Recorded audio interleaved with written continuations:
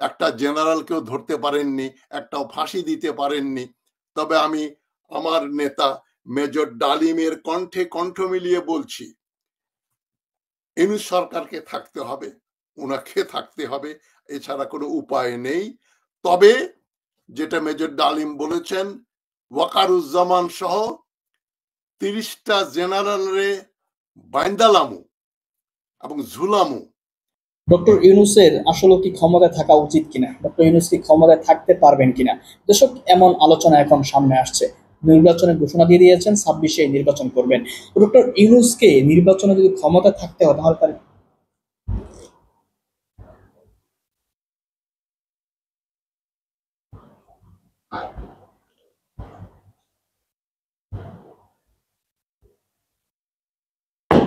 কালকে মেজর ডালিমের একটা বক্তব্য আপনাকে শুনিয়েছিলাম, যেখানে তিনি বলেছিলেন, মেজর ডালিম সাহেব, যে সেনাপ্রধান সহ 30 জন জেনারেলকে গ্রেফতারের কথা বলেছিলেন তিনি। গ্রেফতার করলে ডক্টর ইউনূস নিরাপদ হবে। দর্শক, ডক্টর ইউনূস আসলেও কি এই কাজ করবেন কিনা, এবং আরো একটা আলোচনা সামনে এসেছে, গোপনে 5 জন জেনারেলকে নাকি গৃহবন্দী করে রাখা হয়েছে। এ বিষয় নিয়ে আপনাদের আলোচনা করব এবং সেনাপ্রধানকে গ্রেফতার বিষয়ে আলোচনা করব। এর আগে ডক্টর ইউনূস ক্ষমতায় থাকতে হলে কি কি করা উচিত, এবং ডক্টর ইউনূসের কি আসলে থাকা উচিত কিনা, এই বিষয় নিয়ে ছোট্ট একটা আলোচনা শুনবো। আলোচনা শুনে বিস্তারিত বিশ্লেষণ করব সেনাপ্রধান আসলে কি করতে চাচ্ছে, এবং সেনাপ্রধানকে নিয়ে বা সেনাবাহিনীকে নিয়ে কেন ষড়যন্ত্র হচ্ছে। আজকে একটা অতি আলোচিত বিষয় নিয়ে কথা বলবো। দেশে এখন বিতর্ক চলছে, সংস্কার না নির্বাচন। তো আমি এর সঙ্গে যোগ করতে চাই গণভোট। সংস্কার চলছে, চলুক, এবং ডক্টর ইউনূসের উচিত একটা গণভোট দেয়া, এবং গণভোটের পরে আমরা সিদ্ধান্তে আসব যে নির্বাচন কবে হবে ইত্যাদি। আমি তো মনে করি আরো 5-7 বছর ডক্টর ইউনূসের ক্ষমতায় থাকা উচিত। যদিও ডক্টর ইউনূসের সবকিছুর সঙ্গে আমি একমত নই, তবে যেমনটি আমার কালকের শোতে মেজর ডালিম বলেছেন, জিয়াউর রহমানের পরে এখন বাংলাদেশের এই ক্রান্তি লগ্নে ডক্টর ইউনূসের কোনো অল্টারনেটিভ নাই, তাকে থাকতেই হবে। যদিও তার সঙ্গে আমাদের অনেক দ্বিমত পোষণ করি আমি। তিনি কোনো অ্যাকশন নিতে পারেননি, একটা জেনারেলকেও ধরতে পারেননি, একটাও ফাঁসি দিতে পারেননি। তবে আমি আমার নেতা মেজর ডালিমের কণ্ঠে কণ্ঠ মিলিয়ে বলছি, ইউনূস সরকারকে থাকতে হবে, ওনাকে থাকতে হবে, এছাড়া কোনো উপায় নেই।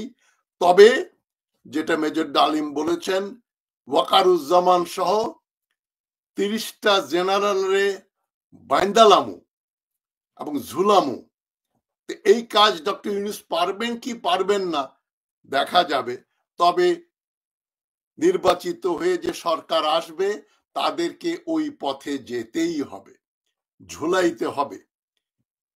আমি মনে করি ডিজিএফআই এর অফিসের সামনে একটা ফাঁসি কাষ্ঠ বানিয়ে ওইখানে তাদের ফাঁসি দিতে হবে।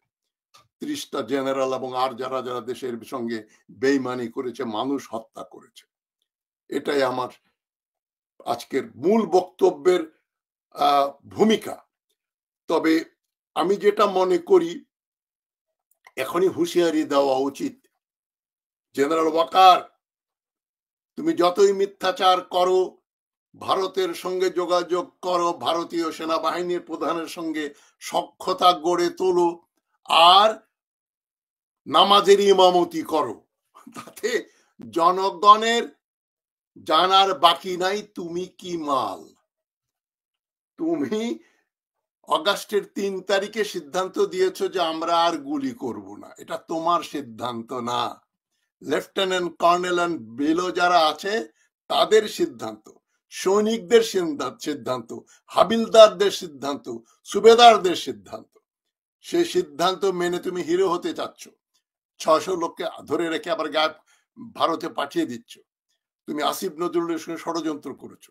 আসিফ নজরুল, জেনারেল ওয়াকার, শাহাবুদ্দিন চুপ্পু, তিনটা ইলেকশন কমিশনার, যতগুলো বিচারক ছিল হাইকোর্টের তার অধিকাংশ, সবগুলো প্রধান বিচারপতি হাসিনা রহমানের নিয়োগ পাওয়া 2009 থেকে 2024 পর্যন্ত যতগুলো বিচারক ছিল সবগুলাকে আমরা বিচার করব এবং ঝুলাবো।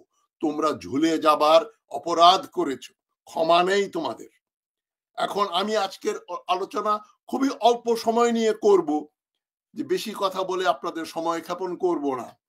এবং আমি এর আগে এখন একটা অনুরোধ করছি ছাত্র সমন্বয়কদের এবং নেতাদের, যে তোমাদের সঙ্গে আমি ওয়ান অন ওয়ান বা তোমাদের দুইজন আমি একা তিনজন মিলে আলোচনা করব আমার চ্যানেলে। আমার ইচ্ছা, আমি ইচ্ছা পোষণ করছি।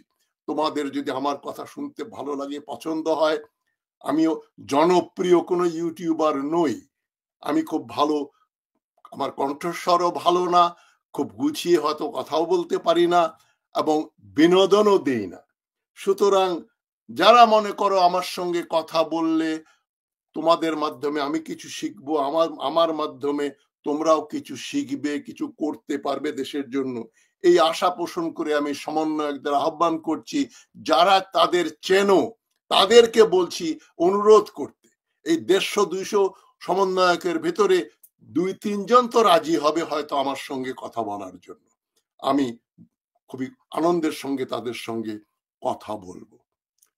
আজকের যে শিরোনাম দেখছি আমি দিয়েছি, গণভোট হচ্ছে না সরকার বা নির্বাচন নয়। গণভোট হচ্ছে একটা, আমি আশ্চর্যবোধক চিহ্ন দিয়েছি, একটা প্রশ্ন করেছি। তবে আমি মনে করছি গণভোটের কোনো অল্টারনেটিভ নাই। গণভোট ছাড়া বাংলাদেশ বাঁচবে না। ডক্টর ইউনূস সরকারকে রক্ষা করতেই হবে, কমপক্ষে আরো 5 বছরের জন্য। এনাফ ইজ এনাফ, যথেষ্ট হয়েছে। আর পুরনো ঘ্যানর ভালো লাগে না। অবিচক্ষণ, অসৎ বা ভারতপন্থী রাজনীতিবিদ ও বিশ্লেষকেরা ঢের বকবক করেছেন, অনেক হয়েছে, আর নয়। এখন আর ওই নির্বাচন দাও, ডক্টর ইউনূস নির্বাচিত সরকার নন, এই ধরনের ভারতপন্থী আমরা জয়শঙ্করের মুখে যেটা শুনি, দুর্ভাগ্যক্রমে সেটা খারাপ হলেও ওটা আবার বিএনপি নেতৃবৃন্দের মুখে শুনি। নির্বাচন দিতে হবে, আমরা সংস্কার করব। কে বলছেন? আমির খসরু মাহমুদ চৌধুরী। তাইওয়ানের কাছ থেকে $10 লক্ষ ঘুষ খাওয়া ওই চট্টগ্রামের খুব মিষ্টভাষী, দেখতে সুন্দর, ভালো, কথাবার্তাও খুব নরম ভদ্রভাবে বলেন, কিন্তু কামের বেলা কাম একেবারে খুব কাজী। উনি জানেন কি করে অবৈধ পথে পয়সা চুরি করতে হয়। আমি তো নাম বলি ভাই, যারা যারা ছাত্র নেতা ছিল, আমানুল্লাহ আমান, বিএনপি ক্ষমতায় আসলে তো তাদেরই মন্ত্রী বানাতে হবে। সে না হয় এখন 1000-2000 কোটি টাকার মালিক, সে হয়তো 10,000 কোটি টাকার মালিক হবে। আমি চাই এই জেনারেশন যেন ওই পথে আর না যায়। নির্বাচনের নামে একটা গুন্ডাতন্ত্র আমরা দেখতে চাই না, চুরি চামারি দেখতে চাই না, চান্দাবাজি দেখতে চাই না। থানায় থানায়, গ্রামে গ্রামে পার্টির ইউনিট, ওই সভাপতি, উনি সাধারণ সম্পাদক, উনি কোষাধ্যক্ষ, এইগুলা ডিস্ট্রিক্ট লেভেলের নিচে যেন না নামে, এই আহ্বান করছি আমি সব দলীয় নেতা নেতৃবৃন্দকে। এত বেশি গণতন্ত্র হয়ে দেখানোর ভান করবেন না। আমরা তো গণতান্ত্রিক দল, তাই আমরা গ্রামে গ্রামে ইউনিট করেছি, এবং ওই প্রেসিডেন্ট, জেনারেল সেক্রেটারি হচ্ছে বকলম, এগুলো চোরের চোর, ডাকাতের ডাকাত, চান্দাবাদের চান্দাবাজ। ওগুলোকে যারা 2 মিনিট বাংলায় কথা বলতে পারবে না, তারা হয়তো ওই জায়গাকার সাধারণ সম্পাদক, বিশুদ্ধ বাংলাও বলতে পারে, ইংরেজি তো ওদের 3 জেনারেশনে কেউই শেখে নেই। এনিওয়ে, দেশে নাকি অচিরে একটা নির্বাচন হতে হবে। ইউনূস সরকার নাকি অবৈধ, এদের মুখ চিরতরে বন্ধ করতে হবে যারা এ কথা বলে।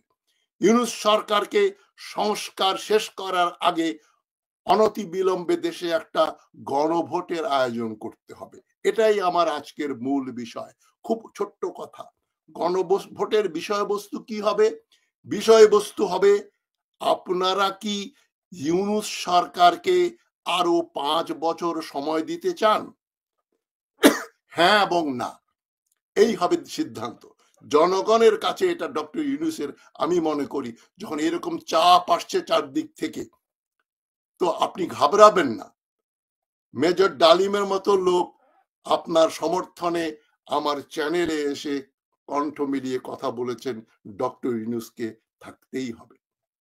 শুধু গণভোটের বিষয় হচ্ছে কি হবে, আবার বলছি, আপনারা কি ইউনূস সরকারকে আরো 5 বছর সময় দিতে চান?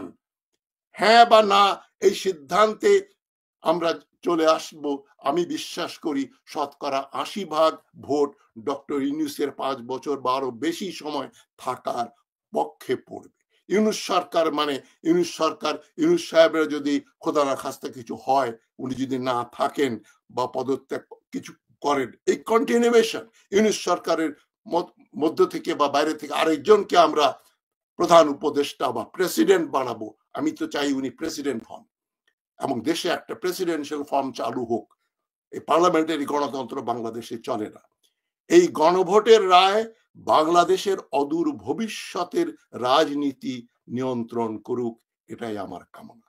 এই গণভোটে যদি ডক্টর ইউনূস যদি কি উনি তো জিতে যাবেনই, ওটা হওয়ার পরে উনি 5 বছর বলবেন না 7 বছর বলবেন, তারপরে সংস্কারগুলো করেই এই সরকার যেহেতু বৈধতা পাবে, এই সরকার সংস্কার করে নির্বাচনের ব্যবস্থা করে দেবে।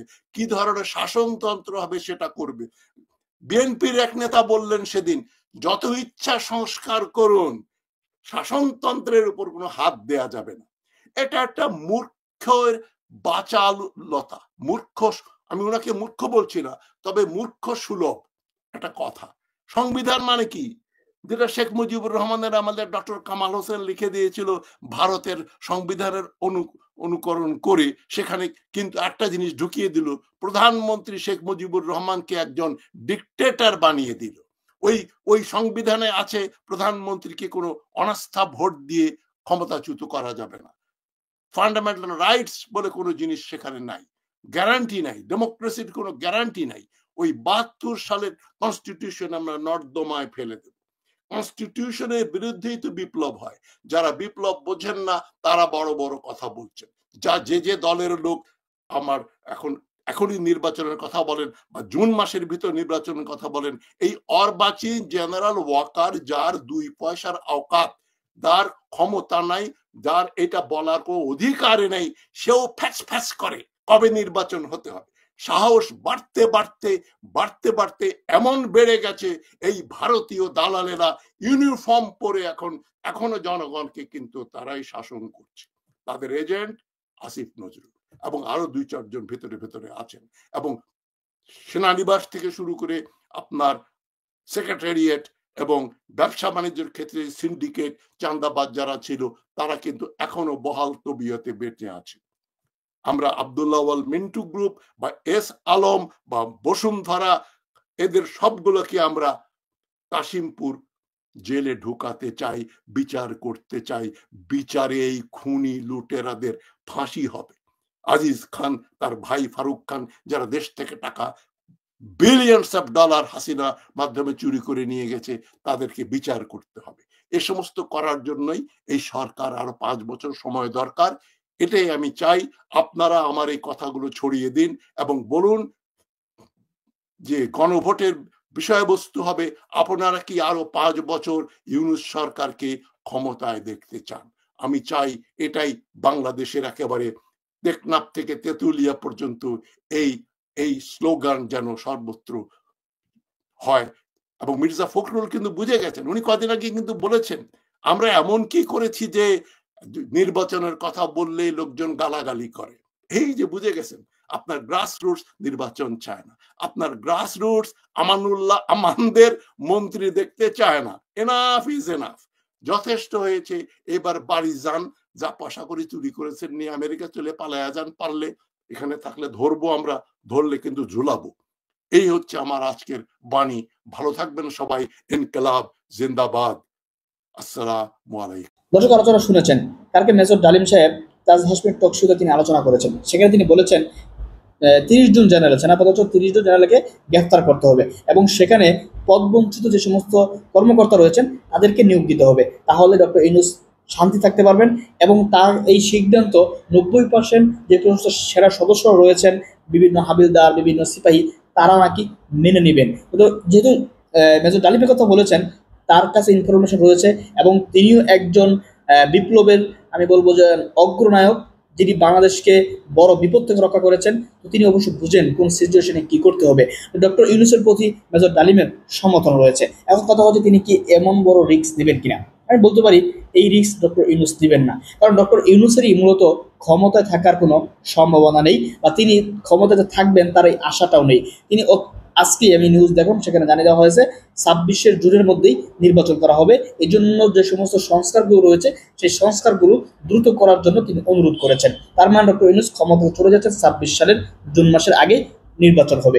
এই হচ্ছে অবস্থা। তো সেনাপ্রধানকে তিনি গ্রেফতার করার মতো রিস্ক দিবেন না, যেভাবে চলছিল সেভাবে চলবে। সামনের যারা ক্ষমতায় আসবে তারা যদি রিস্ক নেয় বা তারা যদি মনে করে, তারা হয়তোবা করতে পারে। তবে প্রিয় দর্শক, আলোচনাগুলো দেখেছেন, আলোচনাগুলো দেখে এবং আসলেও কি সেনাপ্রধানকে বা অন্য জেনারেলকে গ্রেফতার করা উচিত কিনা সে বিষয়ে মন্তব্য কমেন্ট বক্সে কমেন্ট করবেন।